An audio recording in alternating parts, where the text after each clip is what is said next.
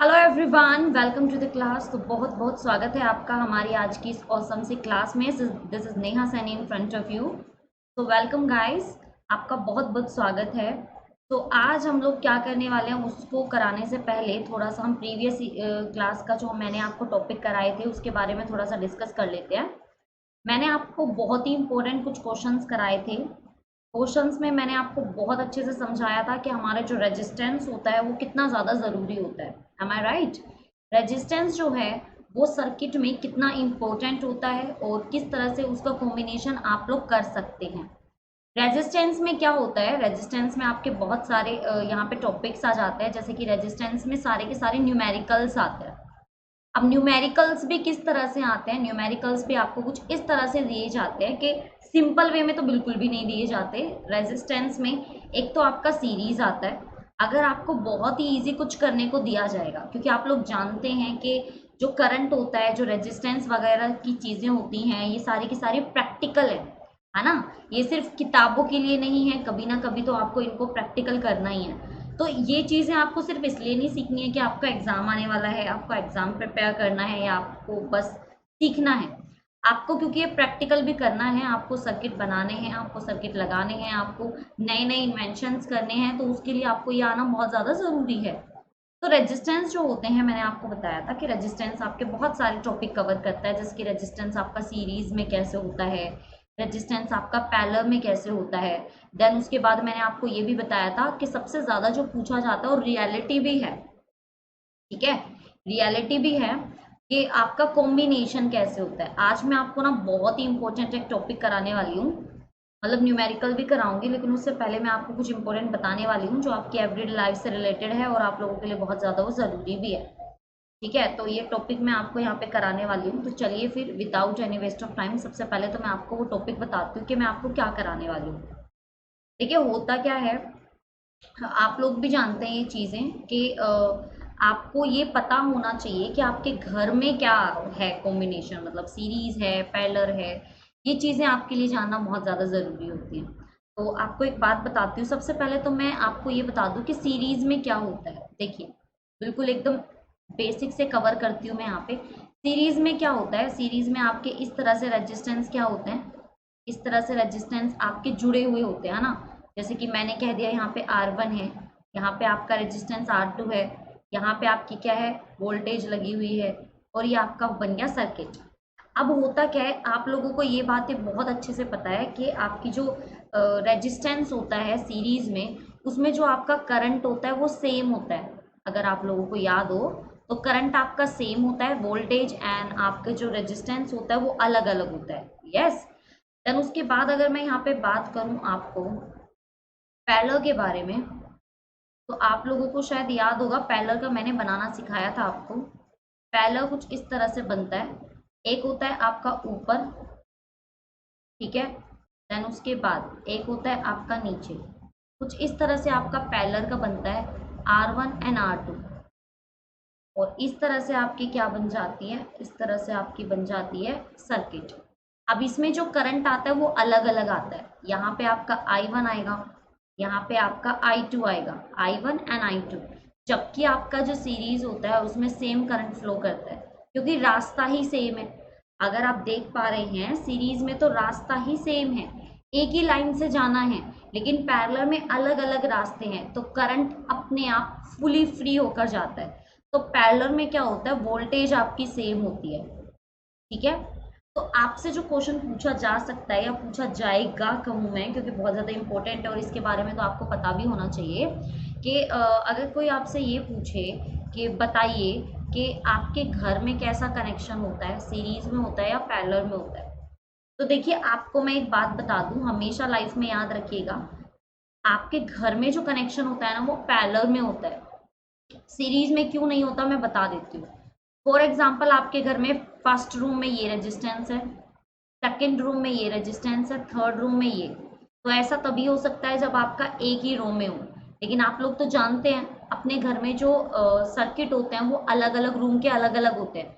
First room का यहाँ है, दूसरा रूम बाहर है, फिर किचन है, फिर वॉशरूम है, फिर ऊपर भी अगर आपने कोई फ्लोर बनाया हुआ है वहां पे भी है, तो ऊपर नीचे हो जाता है। और वो ऊपर नीचे हो जाता है तो उसमें पैरेलल रेजिस्टेंस आता है। ठीक है, अब यहाँ पे एक बात और जानिए, मान लीजिए कि किसी ने ना सीरीज में रेजिस्टेंस लगाए हुए हैं।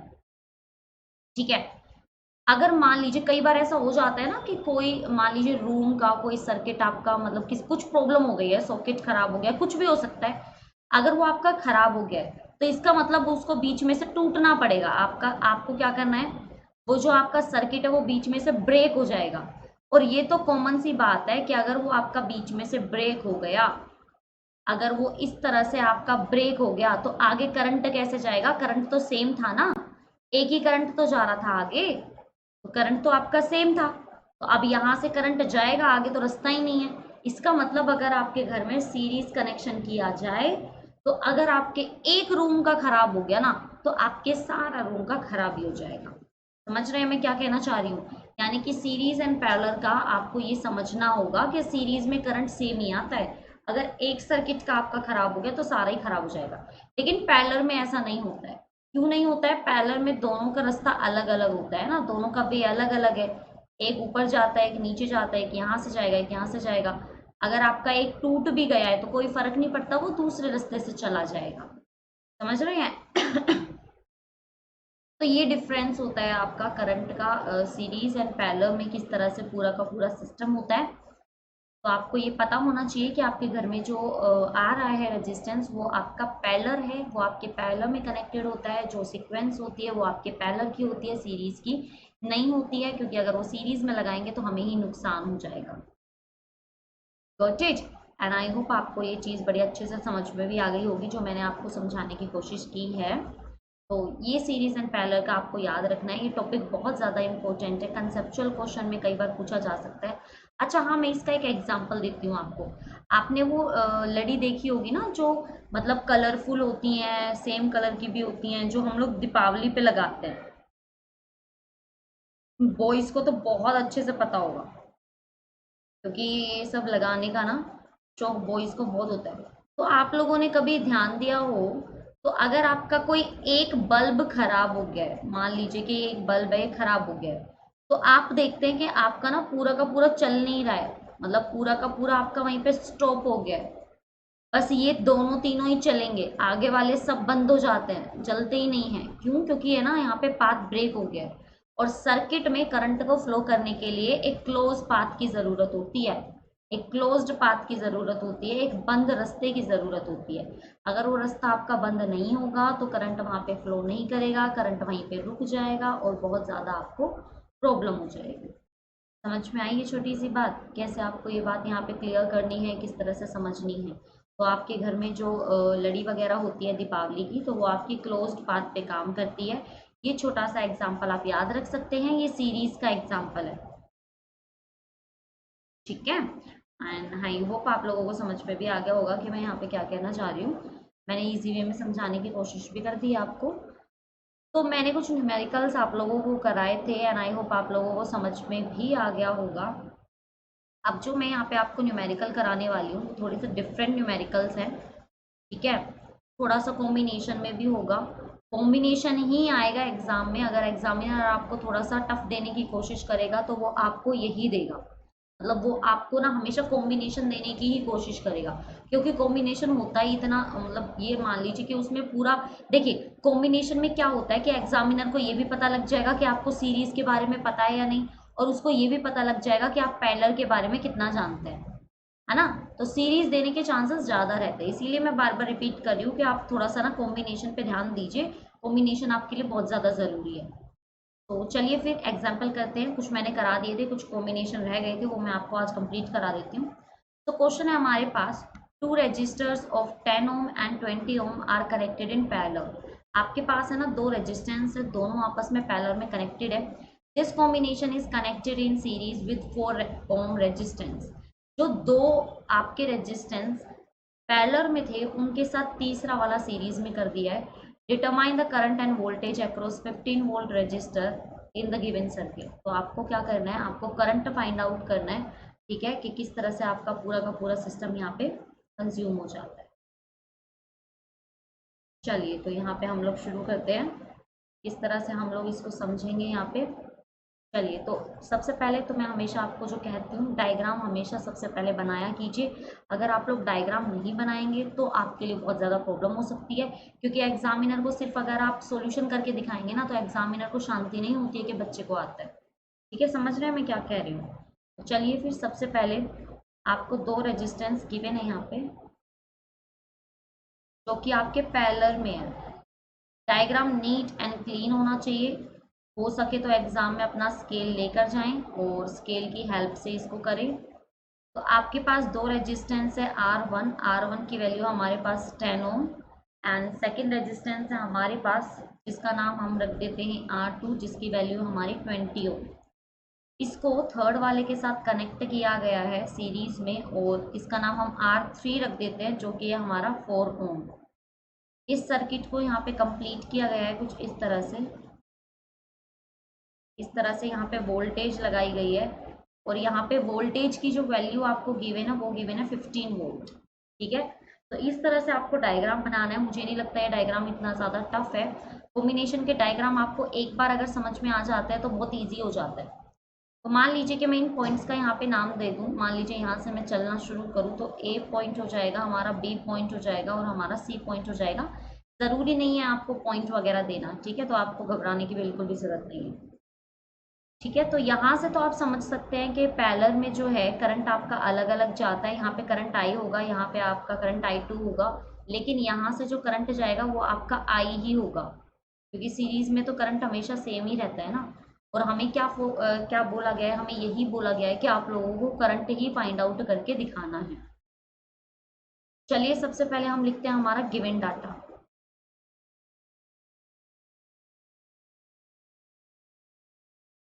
गिवन डाटा, तो यहाँ पे आपको सबसे पहले क्या क्या गिवन है आपको यही लिखना होता है। सबसे पहले हमें क्या है, वोल्टेज लिखते हैं। तो वोल्टेज भी हम लोगों को गिवन है कितने, 15 वोल्ट। देन उसके बाद आप लोगों को रजिस्टर्स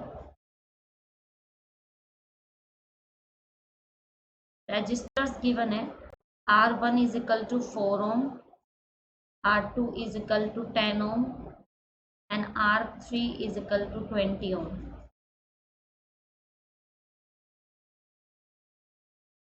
अब हम इसका सॉल्यूशन करते हैं। देखिए यहाँ पे एक चीज और समझिए, आप जब तक रेजिस्टेंस नहीं निकालेंगे, जब तक आप इक्विवेलेंट टोटल रेजिस्टेंस नहीं निकालेंगे, आप लोग करंट नहीं फाइंड आउट कर सकते। क्योंकि आप अगर थोड़ा सा डायग्राम में फोकस करेंगे तो आपको ये बात समझ में आएगी कि दो जगह तो दो करंट है, एक I1 है और एक I2 है। सर्किट में जब आप आगे की तरफ चलते हो तो करंट आपका एक ही होता है, I। तो इस कंडीशन में आपको पहले रेजिस्टेंस सेम करने होंगे, पूरे सर्किट का सेम रेजिस्टेंस निकालना होगा, टोटल रेजिस्टेंस निकालना होगा। जैसे ही आप पूरे सर्किट का टोटल रेजिस्टेंस निकाल देंगे, आप लोग फिर इजीली कर पाएंगे किस तरह से आपको करंट फाइंड आउट करना है। तो सबसे पहले हम क्या निकालेंगे, टोटल रेजिस्टेंस। तो टोटल रेजिस्टेंस, तो टोटल रेजिस्टेंस आप कैसे निकालेंगे, पहले तो हमें इस चीज को यहाँ पे समझना होगा। तो टोटल रेजिस्टेंस आप यहाँ पे कैसे निकाल सकते हो, टोटल रेजिस्टेंस आप यहाँ पे सबसे पहले तो सर्किट में जो आपके रेजिस्टेंस है पैरेलल में, सीरीज में, इनको निकालना होगा। तो पहले हमें ना बीच वाले का निकाल लेते हैं, बी और सी का। तो हम लोग रेजिस्टेंस निकालेंगे बी सी के बीच का। तो जब आप पता है आपको, अगर आपको नहीं पता है तो थोड़ा सा मैं हिंट दे देती हूँ ताकि आप लोग कंफ्यूज ना हो जाओ। आपको याद है जब हम पैरेलल में रेजिस्टेंस निकालते थे तो आपका रेजिस्टेंस कितना आता था, 1/R is equal to 1/R1 plus 1/R2। फिर मैंने आपको कहा था इतना झंझट करने की जरूरत नहीं है, आप पैरेलल में डायरेक्ट क्या निकाल दो, ऊपर तो कर दो मल्टीप्लाई R1 R2 और नीचे कर दो आप प्लस। सिंपल ये सिखाया था मैंने आपको, सिंपल वही यहाँ पे मैं फॉर्मूला अप्लाई कर रही हूँ। तो ऊपर तो क्या हो जाएगा आपका मल्टीप्लाई R1 इंटू R2 और नीचे हो जाएगा आपका plus R1 plus R2। Simple. अगर आपको दो दे रखे हो ना, इस बात को प्लीज फोकस करिएगा, अगर आपको सिर्फ दो दे रखे हो रेजिस्टेंस तभी आपको ऐसा ही करना है, ये नहीं कहीं पर भी मन में आया वहां पे कर दिया। तो अब ऊपर कर दीजिए मल्टीप्लाई, आपके R1 की वैल्यू 20 है, R2 की वैल्यू सॉरी 10 है और 20 है, तो 10 प्लस 20 तो कितना हो जाएगा ये आपका 30। ये आपका कैंसिल। अब 20/3 जब आप इसको यहाँ पे सॉल्व करेंगे तो लगभग ये आ जाएगा 6.67 ओम। इतना रेजिस्टेंस आपका निकल कर आ जाएगा। ठीक है, ये आपका पूरा जो I1 I2 वाला जो सेक्शन था वो पूरा का पूरा आपका हो गया है। आई मीन टू से ये जो हमारा सर्किट है ना पैरेलल वाला, ये पूरा हमने कवर कर दिया है। ये हमारा पूरा का पूरा सोल्व हो गया है।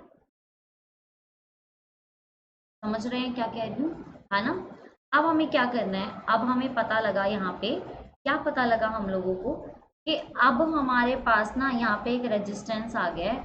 मतलब हमने दो को सोल्व किया, पैरेलल के दो को सोल्व किया और एक सिंगल रेजिस्टेंस बना दिया। और एक दूसरा रेजिस्टेंस ऑलरेडी था ही हमारे पास।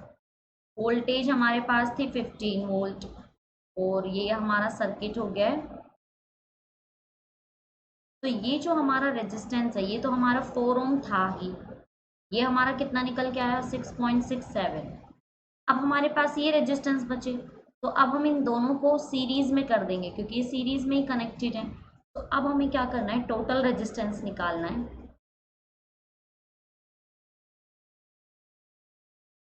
टोटल रेजिस्टेंस, टोटल रेजिस्टेंस कितना आ जाएगा 4 प्लस 6.67, तो टोटल कितना आ जाएगा 10.67 ओम। ये आपके पास टोटल रेजिस्टेंस आ गया, यानी कि आपके पास आर की वैल्यू आ गई है 10.67 ओम। क्लियर। लेकिन हम लोगों को फाइंड आउट करने के लिए क्या बोला गया था, हम लोगों को फाइंड आउट करने के लिए करंट बोला गया था। करंट क्या हो जाएगा आपका, करंट, एक मिनट, करंट फाइंड आउट करना है हमें। तो सबसे पहले हम क्या करेंगे, सबसे पहले हम लोग यहाँ पे बहुत ही अच्छे तरीके से लिखेंगे as we know that, as we know that V is equal to IR. Am I right? हमें फाइंड आउट करना है यहाँ पे करंट। तो current I is equal to क्या हो जाएगा हमारा V/R। वोल्टेज आपको ऑलरेडी गिवन है 15 वोल्ट और रेजिस्टेंस आपने निकाला है 10.67। अब जैसा कि मैंने आपको सिखा रखा है, पॉइंट हटा दीजिए, ये हो जाएगा आपका 100 और ये बचेगा आपका इतना। तो जब आप इस पूरी वैल्यू को यहाँ पे सॉल्व करोगे, जो कि आपको मुझे करके दिखानी है, तो ये आपका होमवर्क है कि आप मुझे यहाँ पे आई की फाइनल वैल्यू निकाल के दिखाएंगे कि कितनी आ रही है, वो भी ओम में, सॉरी एम्पियर में, क्योंकि करंट हमारा एम्पियर में होता है ना। तो ये छोटी सी चीज़ है जो आप लोगों को मुझे करके दिखानी है एंड आई होप आप कर भी देंगे। तो इसका सिर्फ आपको है ना आंसर निकाल के बताना है मुझे कि इस वाले क्वेश्चन का आंसर आपका कितना आ रहा है। तो देखिए कितना इंटरेस्टिंग क्वेश्चन था, मज़े आ गए करने में। अब कई बार क्या होता है ना, एग्जामिनर बच्चों को चेक करना चाहता है कि मेंटल जो एबिलिटी है उसकी, मैथमेटिकल एबिलिटी जो है उसकी, वो कितनी तेज़ है। वरना आप खुद सोच कर देखिए यहाँ पे कि चाहते तो जो हमारा रेजिस्टेंस है जिसकी वैल्यू 6.67 आई है, वो वैल्यू को इजी भी कर सकते थे, है ना। मतलब एक सिंपल वैल्यू रख सकते थे 2 3 4 6 7 ऐसे कर सकते थे, लेकिन उन्होंने पॉइंट में ही वैल्यू को दिया है। उन्होंने पॉइंट में वैल्यू को इसलिए दिया है, वो जस्ट आपको चेक करना चाहते थे कि आप कितने अच्छे से इन सारी की सारी चीज़ों को यहाँ पे कर सकते हैं, कितने अच्छे से हैंडल कर सकते हैं। तो ये चीज़ तो आप तभी हैंडल कर पाओगे जब आपके पास अच्छी एबिलिटी होगी, मैथमेटिक्स अच्छे से आपको आता होगा, सारी चीज़ें आपको अच्छे से आती होंगी, तब तो आप इस चीज़ को अच्छे से कर पाएंगे। अदरवाइज फिर थोड़ा सा हमारे लिए क्या हो जाता है, कंफ्यूजन हो जाती है। समझ रहे हैं ना मैं क्या कहना चाह रही हूँ।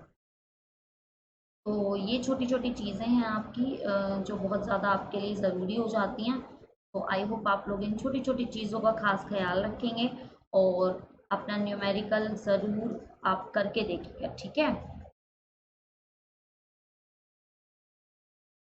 समझ में आया,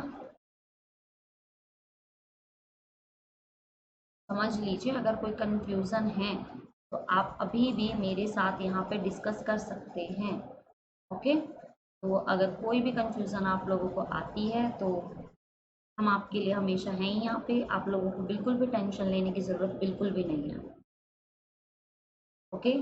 तो अब हम क्या करने वाले हैं, अब हम करने वाले हैं हमारा नेक्स्ट क्वेश्चन। नेक्स्ट क्वेश्चन बहुत ही स्पेशल होने वाला है हमारे लिए, स्पेशल इसलिए होने वाला है क्योंकि ये जो क्वेश्चन मैं अब आपको कराने वाली हूँ वो थोड़ा सा ना हट के होने वाला है, ठीक है। हट के इसलिए बोल रही हूँ मैं कि इसकी जो वैल्यूज होंगी ना वो थोड़ी सी अलग तरीके की वैल्यूज होंगी, सीधी सीधी नहीं होंगी। मतलब कैलकुलेशन जो होने वाला है ना क्वेश्चन का, बड़ा इंटरेस्टिंग होने वाला है। बहुत अलग टाइप का एक मंजर होने वाला है इस क्वेश्चन का जो मैं अब आपको कराने वाली हूँ।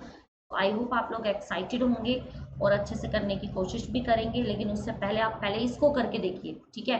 जब तक खुद से नहीं करके देखोगे ना, मैं कितना ही करा लूँ, कितना ही आप अच्छा मौज में एकदम अपना मोबाइल फोन ऐसे लेके या तो बैठ कर ऐसे करके देख रहे होंगे, या फिर आप लेट कर अपना मोबाइल ऐसे करके आप देख रहे होंगे कि यस ये तो बहुत ईजी है, मैम ने कर दिया, 5 मिनट में सॉल्व कर दिया तो हम तो वैसे ही कर देंगे। तो ना अभी ऐसा लग रहा है आपको, जब आप इसको करके देखेंगे ना तब पता लगेगा। तो भाई नोटबुक ज़रूर अपनी बना लीजिएगा, क्योंकि आप लोगों को भी पता है अभी कोरोना की वजह से कॉलेज तो खुल नहीं रहे हैं। तो अगर आप ये सोच रहे हैं कि बाद में देखेंगे कॉलेज में दोबारा नोटबुक बनानी पड़ेगी, वो आपकी मर्जी है। लेकिन आपको भी पता है कि बिल्कुल स्टार्टिंग से कोई भी सिलेबस नहीं हो पाएगा, और अगर होगा भी तो इतना टाइम नहीं होगा कि आपका सिलेबस कंप्लीट करा दिया जाए। इसीलिए मैं आपको यहाँ पर एक एक क्वेश्चन, एक एक सिलेबस का मतलब जो एक एक लाइन है ना, एक एक जो डेफिनेशन है वो मैं आपको बहुत अच्छे से कराने की कोशिश कर रही हूँ। तो कुछ मेहनत हम कर रहे हैं, कुछ मेहनत आप कर लीजिए बस, और क्या चाहिए बताओ। और तो कुछ भी नहीं चाहिए, है ना। तो चलिए फिर नेक्स्ट क्वेश्चन पे चलते हैं, लेकिन इसकी प्रैक्टिस जरूर करके देख लीजिएगा। ज़्यादा कुछ नहीं, देखो मैं ना बहुत अच्छे से थ्योरी एक एक लाइन आपको लिखवाती हूँ इसलिए ताकि आपको पता रहे। क्योंकि अगर मैं ही आदत नहीं डालूंगी, मैं भी अगर सीधा सॉल्यूशन कर दूंगी तो बच्चों को भी वही आदत हो जाती है ना। तो आदत आदत से ही सीखते हैं। तो मैं चाहती हूँ आप में एक अच्छी हैबिट बने, आप लोग अच्छे से इस चीज़ को समझें, इस चीज़ को करने की कोशिश करें। तो इसीलिए मैंने क्या किया है, मैंने इसको आपको सिंपली दे दिया है कि आप इसको सॉल्व करेंगे। चाहो तो एक बार नॉर्मल कर लो, और थ्योरी लिख के करोगे तो फिर तो क्या ही कहने। तो भाई ये है हमारा नेक्स्ट क्वेश्चन, जो कि मुझे बहुत प्यारा लगा था। प्यारा इसलिए कह रही हूँ क्योंकि क्वेश्चन में कुछ है ही नहीं, है ना। मतलब बहुत अच्छा क्वेश्चन है, सीरियसली बहुत अच्छा क्वेश्चन है। इसमें कोई मतलब इतना अच्छा क्वेश्चन है, मेरे लिए बहुत अच्छा क्वेश्चन है, आपके लिए भी अच्छा ही होगा क्योंकि एग्जाम में आने लायक है। आप कहोगे मैम सारे एग्जाम में आने लायक होते हैं, कोई तो ऐसा बोला करो एग्जाम में आने लायक नहीं है ना। तो 250 ohm resistor are connected in series. दो रजिस्टर है और है ना 50 ओम के हैं, और दोनों कनेक्टेड है आपके सीरीज में। तो when a resistor R is connected across one of them, उनमें से एक के साथ एक आर रेजिस्टेंस, मैंने कहा था आपसे वैल्यू गिवन नहीं है, सिर्फ इसमें बोला एक आर नाम का रेजिस्टेंस उसके साथ कनेक्टेड है। The total circuit resistance 60। ध्यान से सुनिएगा, टोटल सर्किट दे दिया है, मतलब टोटल सर्किट का रेजिस्टेंस दे दिया है, किसी एक वैल्यू नहीं दिया है, कोई एक वैल्यू आपसे यहाँ पे गिवन ही नहीं है।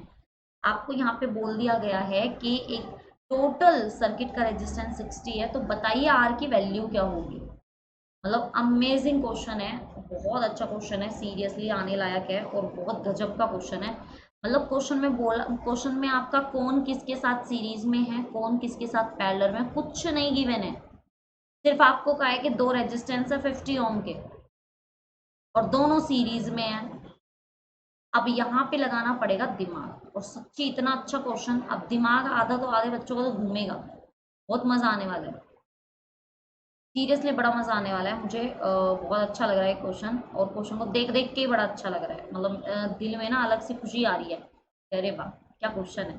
तो सीरियसली जब आप करेंगे ना तब आपको पता लगेगा। चलिए मैं आपको 1 मिनट का टाइम देती हूँ, 1 मिनट बैठिए, क्वेश्चन को जरा ध्यान से पढ़िए, क्वेश्चन क्या कहना चाह रहा है।